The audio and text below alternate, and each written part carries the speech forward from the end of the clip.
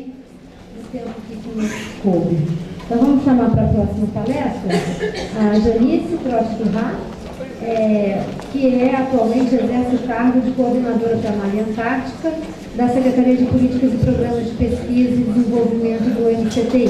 Ela já teve passagem pela DHN, atuou em vários programas por lá, então falando em oceanos, a gente está falando com a Janice. Ela vai trazer hoje aqui um cenário da atuação científica no Brasil que tem se estendido cada vez mais para o Atlântico Sul, e essa vocação é inclusive um dos motivadores do Fórum de Ciências que se traz para cá. Então,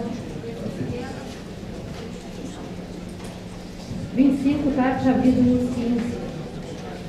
Muito obrigada, Beatriz. Muito boa tarde a todos os colegas aqui presentes.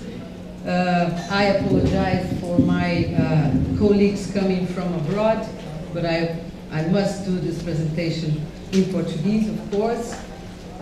Mas eu fui solicitada a prover transparências em inglês e fazer a palestra em português. Vai ser um desafio neurolinguístico que eu vou enfrentar, mas eu acho que o importante não está mesmo na linguística, está na mensagem que eu venho trazer a todos os presentes e espero que, como um juiz, viu, Pedro, comprometido com a criação de políticas públicas e o avanço da nossa temática oceanos, quando a gente fala de clima e de desenvolvimento sustentável. Eu gostaria de agradecer muito à comissão organizadora por essa oportunidade de vir trazer esses conhecimentos, esses passos que nós estamos dando no âmbito da Secretaria de Políticas e Programas de Pesquisa e Desenvolvimento do Ministério da Ciência, Tecnologia e Inovação. A Bia já me apresentou, eu sou Janice Romagueira Trotsky-Rá e exerço atualmente o cargo de coordenadora para a Mar e Antártica do Ministério da Ciência, Tecnologia e Inovação. E a minha proposta aqui é justamente trazer a todos os presentes quais são as novas direções, as novas orientações da pesquisa sobre os oceanos no âmbito da nossa pasta.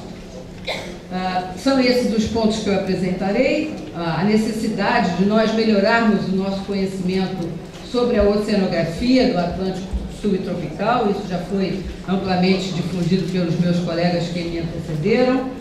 Uma pergunta que eu acho que nós já temos a resposta: o Brasil necessita de um instituto de pesquisas sobre os oceanos? Eu acho que a gente já tem a resposta. Falarei um pouco sobre os laboratórios remotos, como nós carinhosamente chamamos, os navios oceanográficos, que, fruto de uma parceria muito sólida entre a Marinha e o MCTI, têm sido adquiridos, renovados, mantidos, enfim. E também terminarei falando um pouquinho sobre a cooperação internacional, no meu modo de ver, em face a essas novas ferramentas que nós estimamos ter no nosso país em curto prazo, nós poderemos antecipar um novo arranjo geopolítico para o Atlântico Sul tropical. Então vamos lá. Para começar, eu vou trazer a todos, mais uma vez, isso pode ser repetitivo, mas nunca é demais lembrar, que nós estamos falando de uma área geográfica do nosso território, né, nesse caso marítimo, que tem 8.500 quilômetros de linha de costa, onde habita mais de um quarto da população brasileira, localizada em 17 estados costeiros, 463 municípios. Área essa que, se aceita o pleito do Brasil na Comissão de Limites da Plataforma Continental da ONU, trarão uma área de 4.500.000 quadrados que nós deveremos exercer uma gerência integrada, né, sobre todas as questões, os processos, as riquezas, os recursos naturais dessas águas. Do ponto de vista científico, nós, cientistas, mais ou menos dividimos o Atlântico em 4 grandes províncias: a região amazônica, composta ali da pluma do rio Amazonas, o Atlântico tropical, o Atlântico central e o Atlântico sul. Obviamente aqui, se me fosse facultado mais tempo, eu expandiria até o Oceano Austral, que tem exercido um impacto muito grande sobre todas as questões climáticas aqui no Brasil. Não há dúvidas de que os polos são as sentinelas das mudanças climáticas. E nós precisamos, em toda medida possível, tentar articular esses conhecimentos que são gerados também na região antártica. Bom, eu peço desculpas aqui, eu não sei porque está cortando, eu tinha percebido na palestra do Pedro que estava sendo cortado esse ladinho aqui, mas eu acho que dá para ver, né? De toda forma, o que eu queria mostrar é a relevância do ponto de vista global, né, do que está acontecendo no Atlântico Sul. Eu me refiro, em particular, a um processo que vem sendo estudado desde 2009, que nós chamamos do vazamento das agulhas. O que é isso? Isso é uma certa quantidade de massa d'água que atravessa por debaixo da África do Sul, trazendo para a bacia do Oceano Atlântico Sul uma enorme quantidade de sal e calor, que obviamente todos nós sabemos que é o que vai prover uma profunda alteração da circulação termoalina, circulação essa alterada que imporá mudanças no clima e, eventualmente, em todos os estudos que a gente fizer, temos que ter em conta que isso pode ser um indutor de mudanças climáticas. Eu não sei... Ah, funcionou. Isso aqui é uma dinâmica desse vazamento das agulhas, isso foi cedido pelo professor Edmo Campos, da Universidade de São Paulo, e que se demonstra esse dito vazamento das agulhas e a maneira como isso impacta em escala de bacia todo o Atlântico Sul. Vocês estão vendo que chegamos até aqui, essa região da costa, onde uma rede que vem sendo implementada entre pesquisadores e a Petrobras, a Rede Remo, visam esclarecer e elucidar e trazer mais conhecimento científico a essa questão. Bom, claro que estamos preocupados não só com relação à circulação termoalina, mas ao que tudo isso pode induzir em termos de desastres naturais aqui na nossa área de interesse. Nós já experimentamos há um tempo atrás, 2004, se eu não estou equivocada, a presença do primeiro furacão no Atlântico Sul, foi o furacão Catarina, onde os nossos colegas meteorologistas mergulharam no problema e saíram com uma questão inequívoca de que, se não tivermos dados sendo coletados nos oceanos, estaremos vulneráveis à mercê de tantos outros problemas se outros Catarinas vierem. Toda a questão da elevação do nível do mar, que também nos tem ocupado bastante, a erosão costeira, e eu não me aprofundarei, porque temos aqui um especialista no auditório, que é o professor Dieter, a acidificação dos oceanos, que eu vou falar muito rapidamente, e, obviamente, não precisamos estudar muito, toda a mídia já nos declara que o regime hídrico e o regime de chuvas está mudando. Se é natural, se não é natural, nós realmente, do ponto de vista científico, queremos estudá-lo e saber como é que os nossos estudos, os nossos conhecimentos podem aportar insumos para evitar as catástrofes que a gente tem visto acontecer no Brasil. Bom, então é isso, é um melhor conhecimento da interface oceano-atmosfera que nos induzirá a uma melhor previsão desses eventos extremos que podem induzir desastres naturais. Aqui é mais ou menos a mesma coisa. Acidificação dos oceanos. Esse é um tema que vem ocupando muitos cientistas também no Brasil e no exterior. Nós tivemos a felicidade de hospedar um curso de curto prazo, mas que trouxe toda a inteligência brasileira juntas num evento realizado no Instituto Oceanográfico da USP, para que nós estudássemos aquilo que eles chamam de Other CO2 Problem. Quer dizer, é um outro problema que envolve o CO2, nesse caso específico, fazendo com que o aumento da concentração de CO2 na água do mar se combine com a carapaça de organismos e de corais, levando à destruição desses organismos, o que é um problema, quando a gente pensa na biodiversidade, de razoável impacto e que não pode prescindir da nossa atenção. Bom, a outra questão que eu julgo também muito relevante é o papel que a pluma do Amazonas tem exercido sobre o Oceano Atlântico, sem que muitos estudos e muitas evidências científicas nós tenhamos. A Amazônia como todos nós sabemos, é a terra dos superlativos, né? É a maior floresta tropical do mundo, é a maior bacia hidrográfica do mundo, abriga um rio, que se chama Rio Amazonas, que percorre uma área que representa aproximadamente 50% de todo o território nacional, que navega este rio por 6.860 quilômetros, capturando água de aproximadamente 7.000 efluentes, até que chega no Atlântico Tropical. Chega no Atlântico Tropical jogando 180 mil metros cúbicos de água por segundo, o que equivale a 17 trilhões de litros por dia no Oceano Atlântico Sul.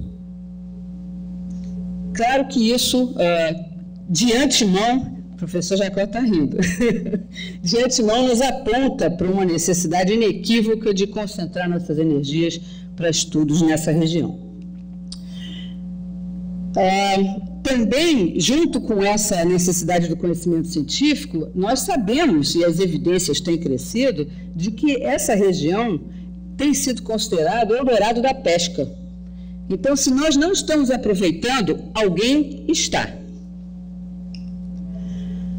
Trazendo ainda temática na dimensão geográfica tropical, eu queria trazer também a atenção, da mesma forma que fiz para a pluma do Rio Amazonas, a questão das ilhas oceânicas.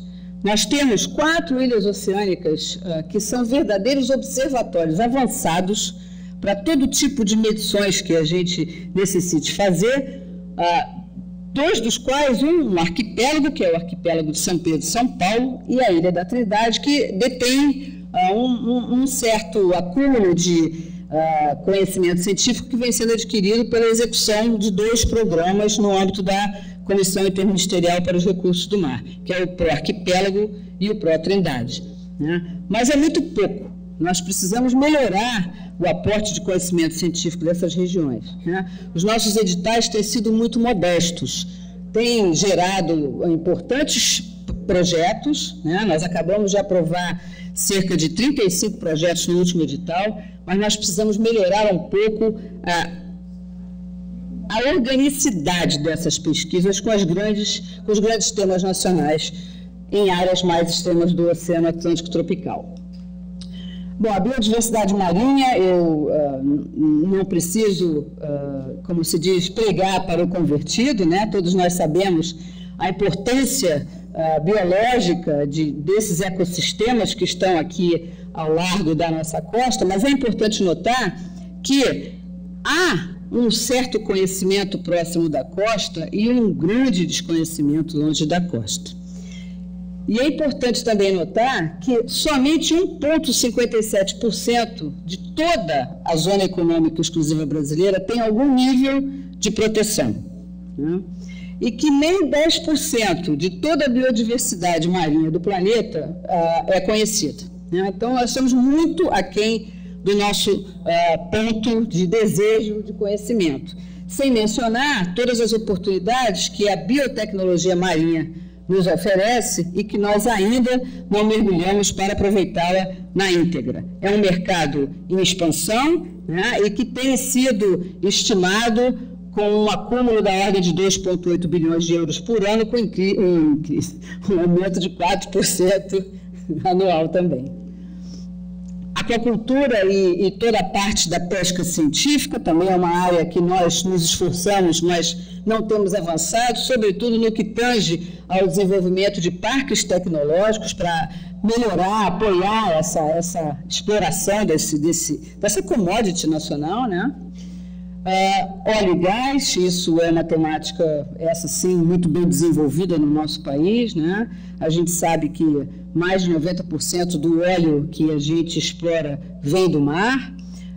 Recentemente foram descobertas reservas expressivas em locais bastante remotos, como, por exemplo, o Campo de Tupi, que está bastante distante da costa, e requer de nós um esforço para que a gente possa explorar e manter um acompanhamento sobre essa exploração sendo feita, né? Esse é o quadro geral do pré-sal, menções já foram feitas aqui, é um esforço abismal, né? É um salto quântico de energia posta para que a gente consiga explorar e explorar de uma maneira sustentável, com toda a conservação que se faz necessária. É um longo caminho, como dito aqui nesse slide, mas é um caminho sem volta. É outra grande commodity que a gente tem e que a gente não quer abrir mão.